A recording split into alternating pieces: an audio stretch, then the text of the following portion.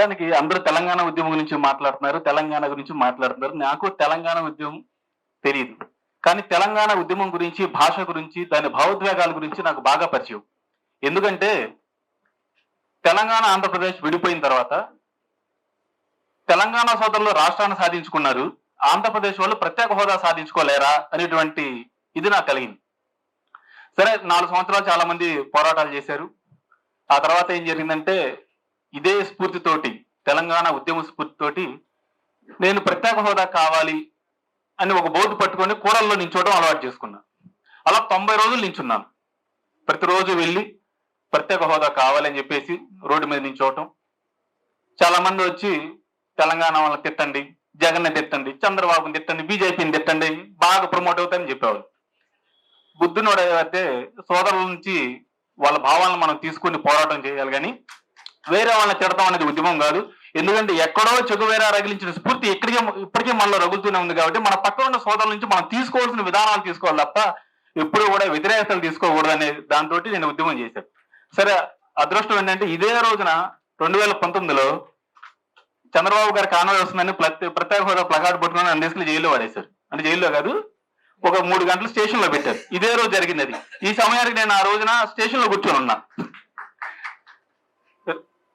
సరే, నిజానికి నాకు విప్లవ్ విజయ్లు ఎందుకు నచ్చారు అంటే ఈ సభలకు వచ్చేటువంటి అర్హత నాకు లేదు. నిజానికి చాలా తక్కువైనా అనుకుంటున్నాను.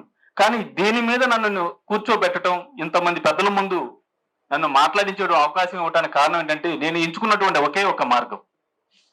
ఈ సందర్భంగా నేను భువనగిరి చంద్రశేఖర్, బాలగోపాల్, కన్నవీరాన్ని తలుచుకోకుండా ఉండలేకపోతున్నాను. ఎందుకంటే ఎంతో మంది ఈ రోజున మనం ఎంతో మంది ఉద్యమకారులు కూడా వాళ్ళు లేని లోటుని స్పష్టంగా మనకు తెలుస్తుంది.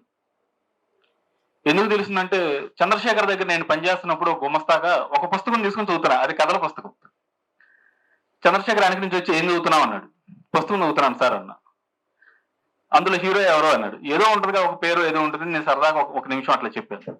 చదవాల్సిన పుస్తకం అది కాదు, అందులో ఉన్న వాళ్ళు హీరోలు కాదు. వీధి చివరికి వెళ్ళి చూడు, ఒక హీరో కనబడతాడు. మాసిన గోడ దగ్గరికి వెళ్ళి దాని కథనాడుగు ఒక హీరో గురించి చెప్తుంది. ఏదో సరదాగా ఆయన చెప్పేశాడు. అప్పుడు నాకు అంత జ్ఞానం లేదు. ఏదో ఉద్యమాలంటే ఉత్సాహం ఉంది, పాటలంటే ఇది ఉంది, లోపల మరిగిపోయేది ఇదంతా ఉంది తప్ప నిజంగా నాకు తెలియదు. ఎందుకంటే నా ఎదురుగా ఒక హీరో ఉన్నాడు కాబట్టి, ఎదురుగా రోజు చూస్తున్నాం కాబట్టి అతని గొప్పతనం నాకు తెలియలా. 2013లో చంద్రశేఖర్ చనిపోయిన తర్వాత మాత్రమే నాకు వీరుల గొప్పతనం తెలిసింది. నేను ఎవరిని కోల్పోయాను అనే గొప్పతనం తెలిసింది. ఇలాంటి వ్యక్తులు ఉన్నారా ఈ సినిమాలు చూసేవాళ్ళు? నేను ఇన్ని పుస్తకాలు చదివాను, లేకపోతే నేను ఇది అది, లేకపోతే తెలంగాణ వచ్చినప్పుడు నేను అన్నం తింట మానేశానని చెప్పేసి అక్కడ చెప్పి ఇక్కడికి వచ్చి ఇక్కడ మళ్ళీ ఓట్లు అడిగేటువంటి నాయకులు, హీరోల గురించి నేను మాట్లాడలేదు. నేను మాట్లాడుతున్న నిజ జీవితంలో మన కోసం ఏం చేశారు, మనం వాళ్ళ దగ్గర నుంచి ఏం తీసుకోవాలి, ఎవరున్నారు అనేటువంటిది స్పష్టంగా ఎతికే ప్రయాణం కూడా మొదలుపెట్టాను. అలా 2.5 సంవత్సరాలు తిరిగిన తర్వాత ఒక 50 మంది గురించి మన హీరోలను పుస్తకం రాశాను. ఆ తర్వాత నాకు విప్లవ్, ఇక్కడ కూర్చున్న జయరాజన్న ఆ పుస్తకం నుంచి పరిచయం అయ్యారు నాకు. నిజానికి అదే పుస్తకానికి గుంటూరు వచ్చి ఆ పుస్తకం గురించి జయరాజన్న మాట్లాడటం, విప్లవ్ పుస్తకం మీద పూర్తిగా సమగ్రంగా మాట్లాడటంతో నాకు ఆ రోజున పరిచయం ఏర్పడింది.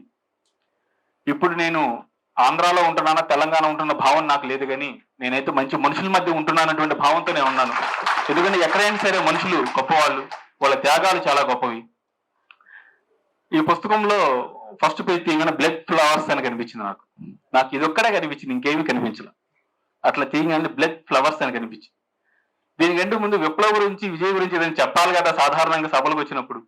సరే, ఏం చెప్దాం అనుకునే ఏదైనా ప్రిపరేషన్ అవుతుంది, ఏం ప్రిపేర్ అవ్వాలో నాకు తెలియట్లేదు. ఇక్కడ కూర్చున్న తర్వాత నాకు అనిపించింది, నేలపై ఎండిన నెత్తుట్లో అక్షరాలు మొలిశాయి.